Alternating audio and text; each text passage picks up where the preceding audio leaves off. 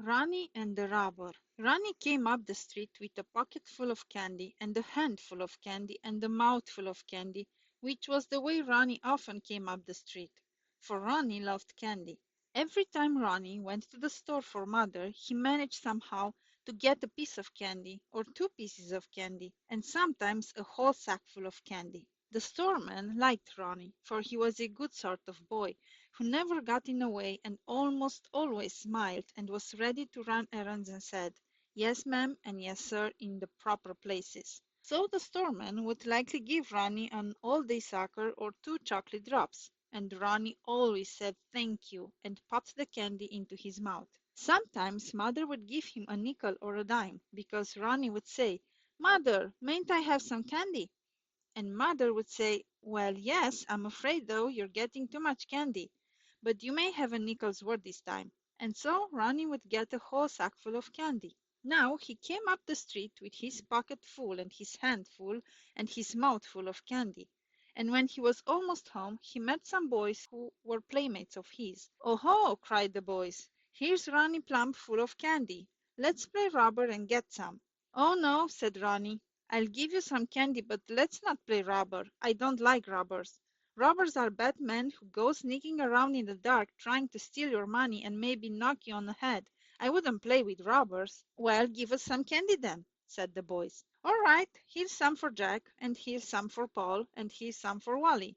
I don't care if you have it all. I've had about all I want, and besides, my tooth aches." For Ronnie had found that there was something inside his tooth that seemed to be knocking and knocking and knocking until it almost knocked his head off. My, how a tooth can jump when it aches! Ronnie ran into the house calling, "Mother, Mother, my tooth aches." Mother looked at his tooth, and she saw a large brown spot where it ought to be all white, and she said, "I'm afraid you'll have to go to the dentist, Ronnie. Your tooth is decaying. Now we'll put the hot water bottle on to help it, but as soon as we can, we must take you to the dentist." So Ronnie lay down with his cheek on the hot water bottle, and that helped some.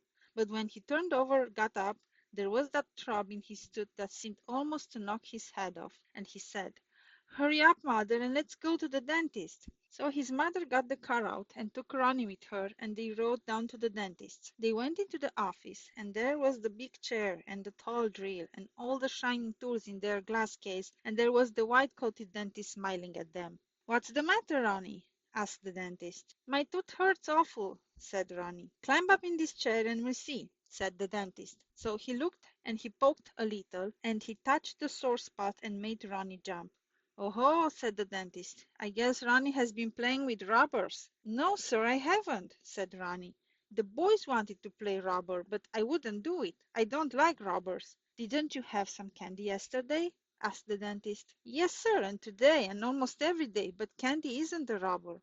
"Oh, isn't it?" said the dentist. "Let me tell you about Candy the robber. You know what a robber is?" "Yes, sir. It's somebody who takes things that don't belong to him." "That's right. Well, somebody has taken a piece of your tooth, and I'm sure it didn't belong to him, for every bit of Ronnie's teeth belongs to Ronnie. Now, I happen to know who it is that steals teeth. His name is Candy. Candy is made mostly of sugar, but a poor sugar who has had something taken away from him. Our bodies need some sugar to make us warm and to give us pep, but sugar can't work alone. It has to have something we call calcium, which is lime, to work with it. There is sugar in fruits and vegetables and grains that carries its calcium along with it like a proper kind of citizen. But this candy sugar and most table sugar has had its calcium and other minerals taken away from it. So when it comes into our bodies, it goes around searching for calcium. There's calcium or lime in some of the foods we eat, and candy goes and takes it. But that lime is needed to build our bones and our teeth. So when Candy comes and takes what doesn't belong to him, he's a robber. The dentist was working on Ronnie's tooth, and it hurt.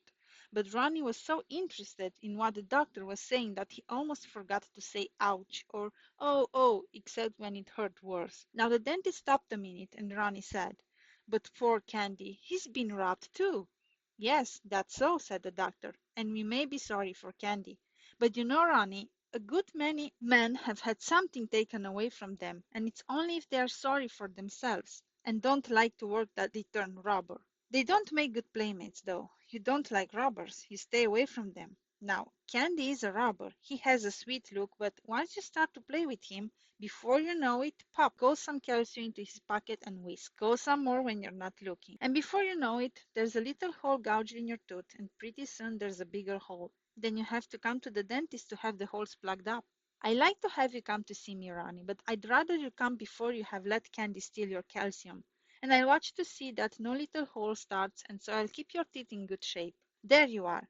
Your tooth's had the whole field now. And remember to get your sugar from dates and figs and carrots and honey, and don't go to playing rubber with Candy any more.